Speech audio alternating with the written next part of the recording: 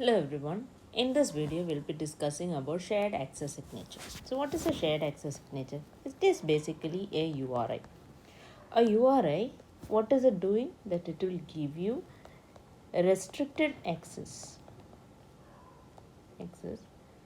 to uh, to Azure storage resources. So it is basically a URL that will give you some access to Azure storage resources. So it is also a signed URI. Signed URI that it can point to one or more storage resources. And it can also include a token that contains a special set of query parameters. What are the query parameters? We'll come to that later. So what is a token? A token indicates how the resource might be accessed by the client. It is telling you how this resource is accessed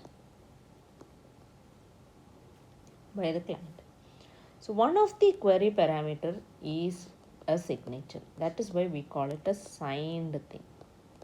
So a signature, this is constructed from SAS parameters. SAS parameter means shared access signature parameters, and it is signed with the key that was used to create the SAS. So whatever the signed access signature was created, the key that is used to create the signed access signature is used to sign the URL. Okay, and that signature is added to the query parameter. So there are certain types of shared access signature. Let's discuss what they are. The first one is called a user delegation SAS. User delegation SAS. And this is the most important and most used one. Why? Because user delegation SAS is secured by Microsoft Entra credentials.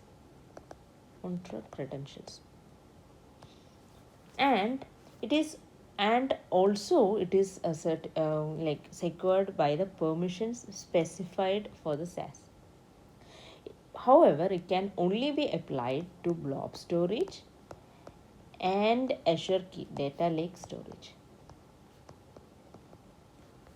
Only these two can be applied. A thing to be noted is that this is the most secured one, and also this is the most advisable one to be used whenever needed. So if it is for blob storage or data lake storage, always try to use the user delegation SAS.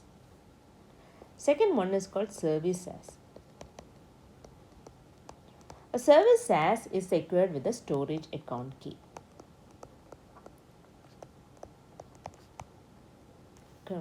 A service SAS delegates access to resources for blob storage, data lake storage, queue storage, table, and Azure files. Okay. Then comes account SAS. So account SAS is secured by using the storage account key itself. An account SAS delegates access to resources in one or more of the storage services. All the operations that are available by user delegation SAS and service SAS are also available in account SAS. So as mentioned earlier, it is always recommended to use user delegation SAS because it is the most secured one.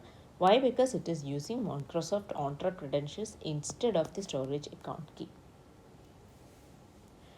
Now, let's discuss how a shared access signature works.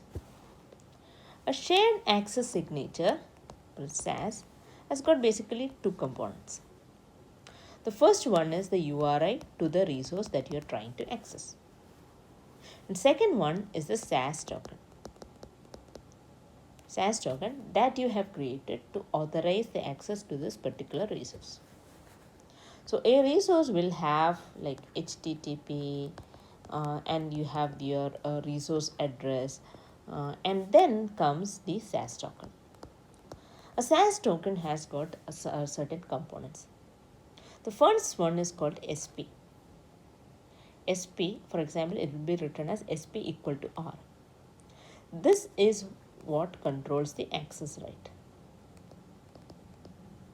So if it is written SP equal to R, that means you have the right. A is for add, C is for create, D for delete, L for list, and R, as I mentioned, for read. W is for write. For example, if you are given like SP equal to A, C, D, L, R, W, this means you have all the access rights. Okay. And the second one is called ST. This will give you the time and date when the access starts. So it will be like ST equal to, for example, 2026 to 20. That means 20th of February 2026. And then you will have the time. That will be separated by a T. You have the time.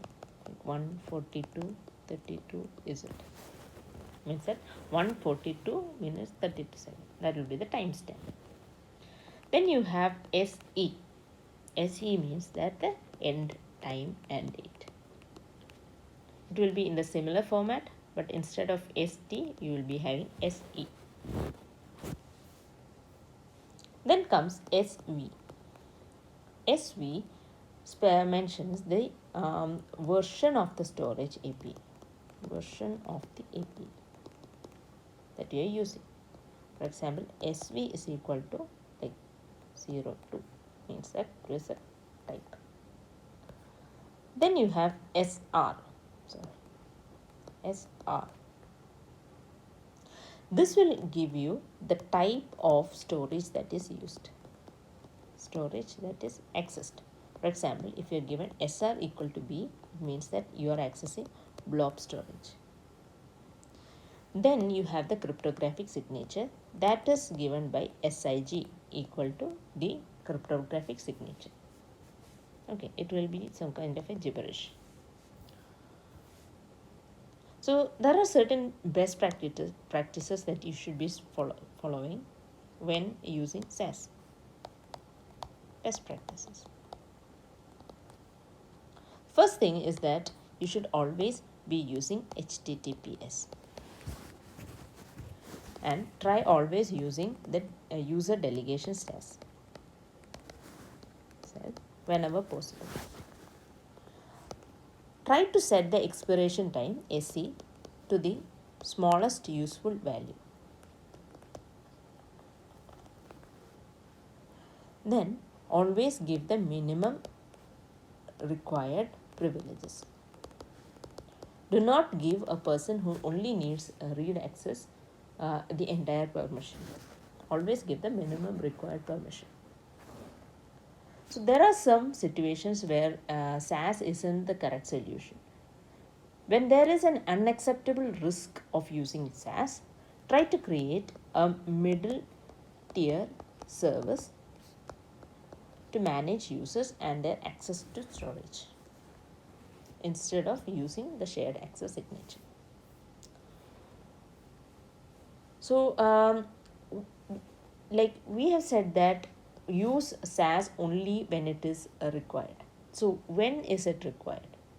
So, use a SAS when you want to provide secure access to resources in your storage account to any client who doesn't otherwise have permission to those resources.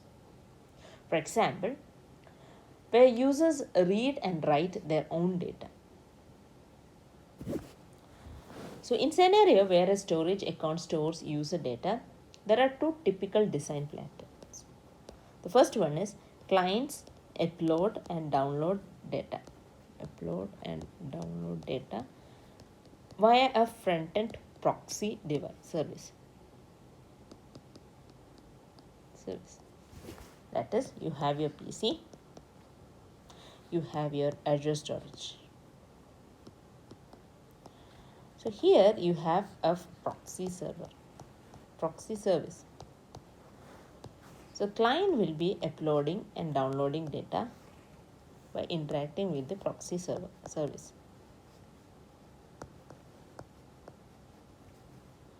And the proxy service is what will be storing and receiving data, or saving and reading data from the Azure storage. Or you can design it in a different way, that is by using a lightweight service that will be authenticating the client as needed and then generating the SAS. Though by doing this, the SAS mitigates the need for routing all data through front-end proxy service. That is, you have the PC and you have the Azure storage. Okay. You will be reading and writing data. Here you will be having a SAS provider service. The PC will be authenticating and getting SAS. And here we will be read and save auth information. Many real-world services will be using a hybrid of these two approaches. Additionally, a SAS is required to authorize access to the source object in a copy operation in some scenarios. For example, like we'll be using it in a copy operation. For example, you want to copy a blob to another blob. Another blob is in another storage account. Here, use a SAS to authorize access to the source blob. Okay. Second one is when you copy a file to another file. Here, the another file resides in a different storage account. Similarly, you have to use a SAS to authorize access to another source file. Third one is copying a blob to a file or a file to a blob. Still, we need SAS to authorize access to the source object, even if the source and destination object reside within the same storage account. Even if they are in the same storage account, still we have to use SAS. Okay, so once again, if it is from blob to another blob and the another blob is another storage account, or a file to file where the destination file is in other storage account, or if you are copying a blob to another file or a file to a blob, even if they are having the same source storage account, you should be using a SAS. Okay, so next we will move into access policies or stored access policies. The stored access policies provide an extra layer of protection or extra level of control. So you can use a stored access policy to change the start time, expiry time, or permissions for a signature. The following storage resources support stored access policies, like blob containers, file shares, queues, and tables. Now, how to create a stored access policy? An access policy for a SAS consists of the start time, expiry time, and permissions for the signature. You can specify all these parameters in the signature URI. And you shouldn't be giving any of it in your stored access policy.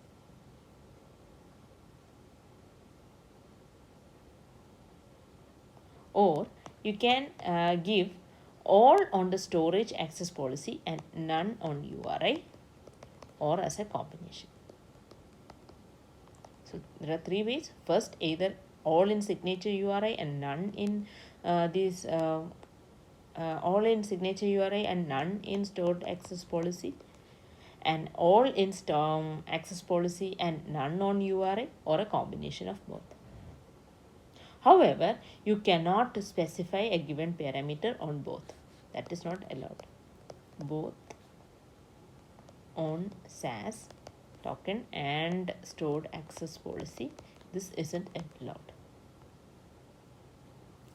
You can create or modify a stored access policy.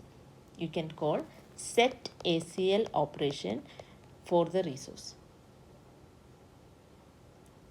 Okay. The body of the request includes a unique signed identifier of your choosing, and that should be up to 64 characters of length. So when you establish a stored access policy on a container, table, queue, or share, it may take up to 30 seconds to take effect. During this time, a request against a SAS associated with the shared access policy will fail and give you a 403 status code. That means forbidden access. So until the access policy becomes active. You can also modify or revoke a stored access policy. To modify the parameters of the stored access policy, you can call the access control list. Access control list for the resource type to replace the existing policy. For example, if your existing policy grants read and write operation permissions to a resource, you can modify it into grant only read permissions for all future requests. To revoke a stored access policy, you can delete it or rename it. How can you rename it? You can rename it by changing the signed identifier, or you can change the expiry time to a value in the past. To remove a single access policy, you can call set ACL. You can pass in the set of signed identifiers that you wish to maintain on the container. To remove all the access policies from the resource, you can call set ACL with an empty request body. So that is all about signed access signatures. Now let us do some questions on both authentication and authorization. Okay, that is the topics that are covered in this video and the previous video. First question is, you are developing an Azure App Service web application that needs to securely access data stored in an Azure SQL database. To comply with security policy, you must avoid storing database credentials in the application configuration file or environment variables. Which solution will you implement? The first option is enable a system assigned managed identity on the app service and grant it access to the Azure SQL database.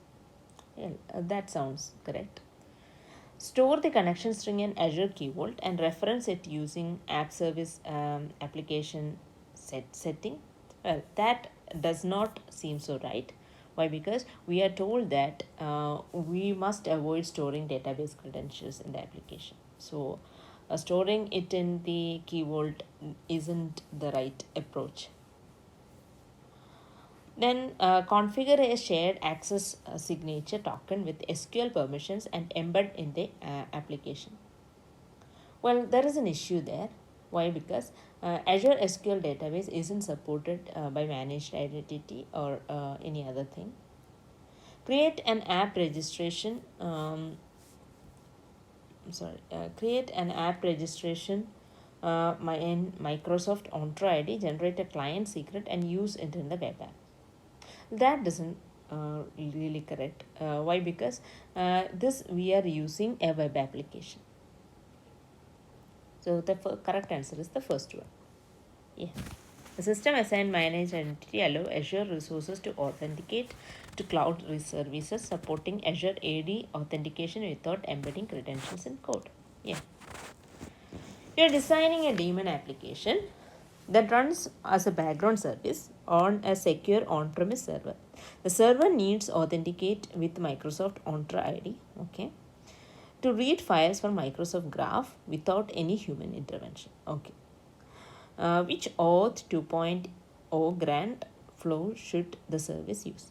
There are two things to note here. First thing, we are running this application as a background service. Second thing is that we do not need any human intervention. That means that it is not authentic authorization code flow is not correct, and we need service to service flow. That means we have to select client credentials flow, that is machine to machine authorization. Okay, you have registered a web API in Microsoft Entra ID. The API needs to perform administrative actions. That means we need admin privileges. Okay, on Microsoft Graph, such as reading all user profiles across the entire organization, even when no user is logged into the application. Okay, so there is no user login required. Which type of permission should you assign? Right. Admin roles is not correct because we need some sort of a permission. Delegated permission is not correct. Why? And impersonation permission, that is just cooked up. So application permission is the correct answer. Okay, because you have to run independently of user interaction and grant access to data across entire tenant. A company wants to provide short-term access to specific block files. That is short-term access. That means we have to give a shared access signature. Okay, but we'll keep reading. To account external vendors, the access must be time limited. Okay, we have to use SE and ST. Restricted to read-only permission. That means we have to give SP equal to R. And must not expose the storage account's master access keys. Fine. What should we generate?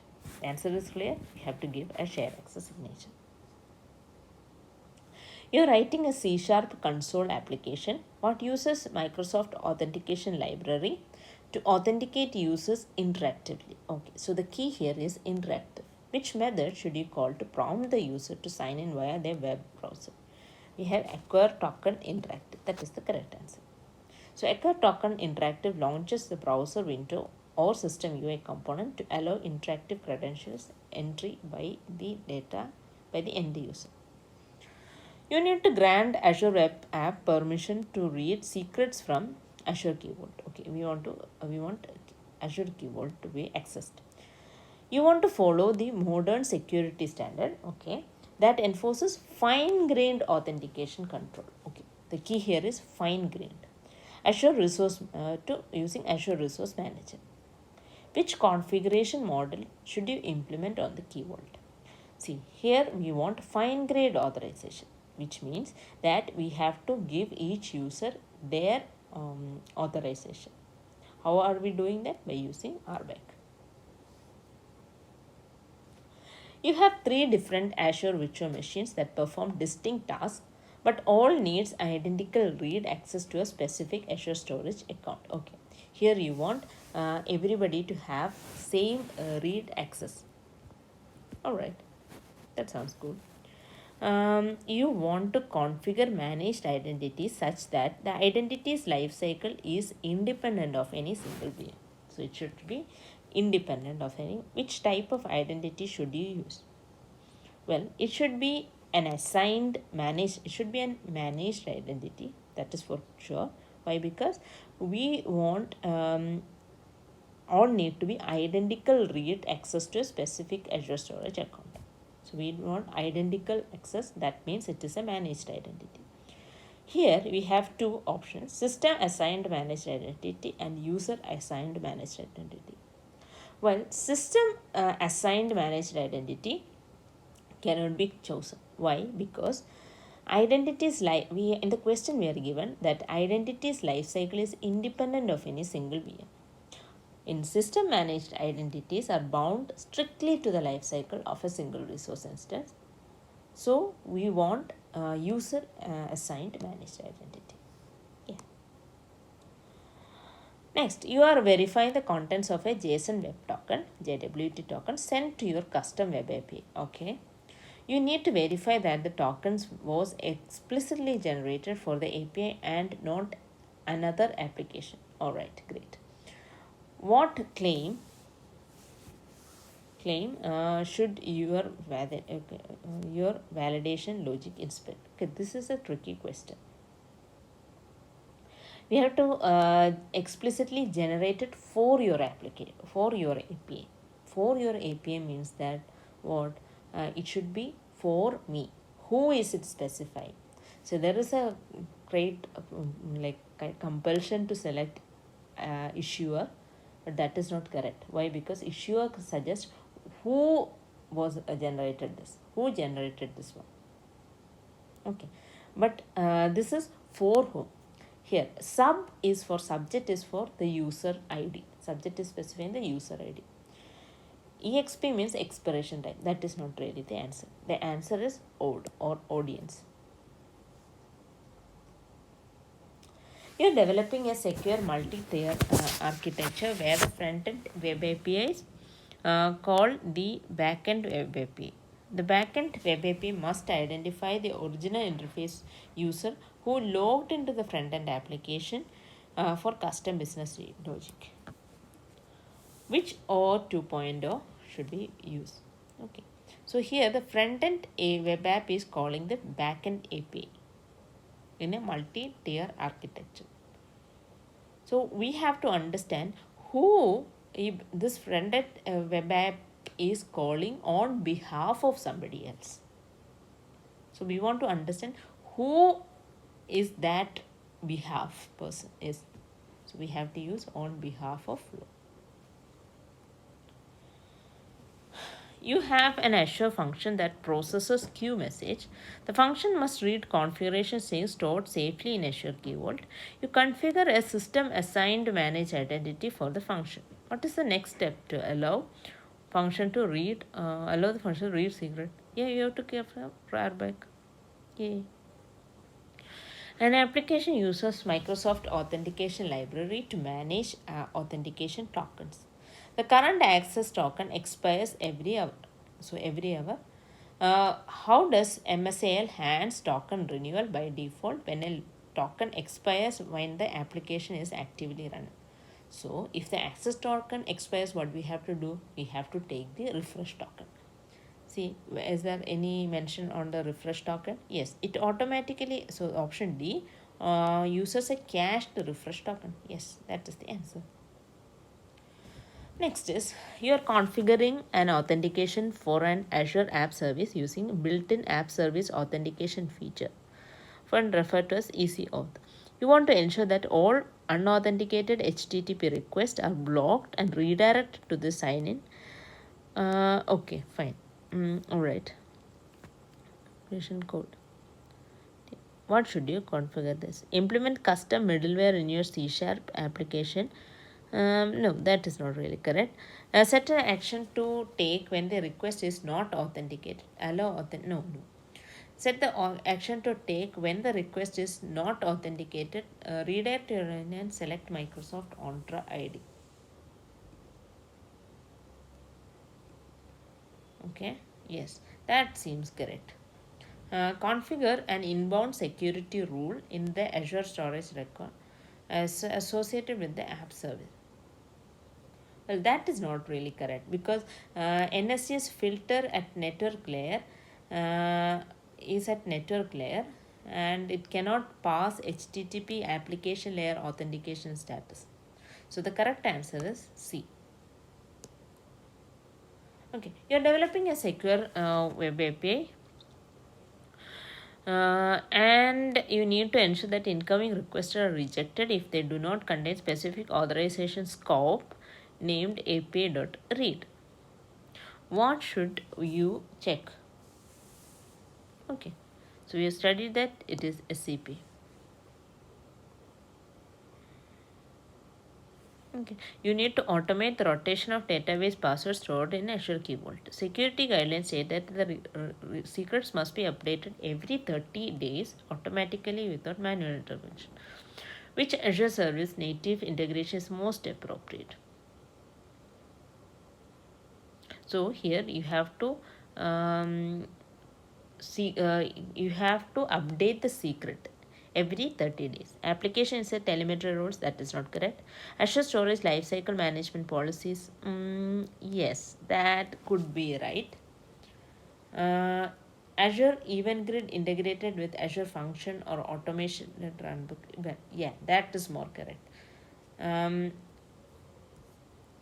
Azure Advisor Recommendation Engine, that is definitely not correct. See, Azure Storage Lifecycle Management Policy, that is not really correct.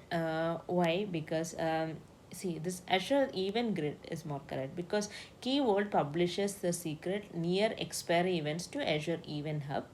Then we can trigger an Azure function and automate the rotational updates sequentially. Okay, that is correct. You're deploying an application inside the Azure container instance. The containerized application needs to read metadata from Azure Cosmos DB. You decide to assign a user assigned managed identity to the container instance. How does the application inside the container obtain the token to access the Cosmos DB? How you get the token these days? By using a GET request, right? Yes. Yes, that is the correct answer. You have microservice application architecture. Service A needs to communicate directly with the service B over an internal network. No human user context exists between the transaction. Okay, we know this. What must you create in Microsoft Entra ID to establish identity for service A? What we have to do? We have to create an Entra ID to establish the identity for service A. How can you do that? By using a service principal. You are building a customer facing e-commerce application. Customers must be able to sign in and log in using their existing social media accounts, example Google or Facebook, or create a standard local email account, which Azure service you are using an external identity. So how you have to do? Yeah, you have to do external ID or Azure AD B2C. You're setting up Azure role-based access control to restrict access to a newly created resource group. You assign developer reader role at the subscription level. You then assign the same developer the contributor role at the specific resource group as well. What is the effective permission level of the developer inside the resource group? Okay, so that we have in the top level, we have the contributor pension at the resource group level, but however in the subscription level you have the reader level. So inside that is the we know that the RBAC permissions are inherent in the nature. So resource group is inside the subscription level. In the resource group we have contributor access. That means that we will have contributor access. The developer has contributor access. Yeah, correct. You're configuring a single page application, okay, single page application running entirely in the browser to authenticate users using Microsoft Entra ID. Which configuration adjustment must be made to the app registration to ensure that the browser can securely receive tokens from the authorization server without cause conflict? Okay, we have single page authentication. So let's see the options. Create a new client secret and hardcode into JavaScript. That is definitely not correct. You're not supposed to hardcode any secrets. Enable allow public client flow in the advanced settings. That is not correct. It will give access to anybody. Configure the application type platform into specifically into web. No, that is not going to work. Okay, what you have to do is that configure the application type platform selector specifically to single page application. You want to implement a mechanism in your custom application that uses Azure Key Vault keys to perform cryptographic signature locally. Okay, cryptographic signature means that you have to use Key Vault.cryptography. Yes, so that's all for today. Thanks for watching.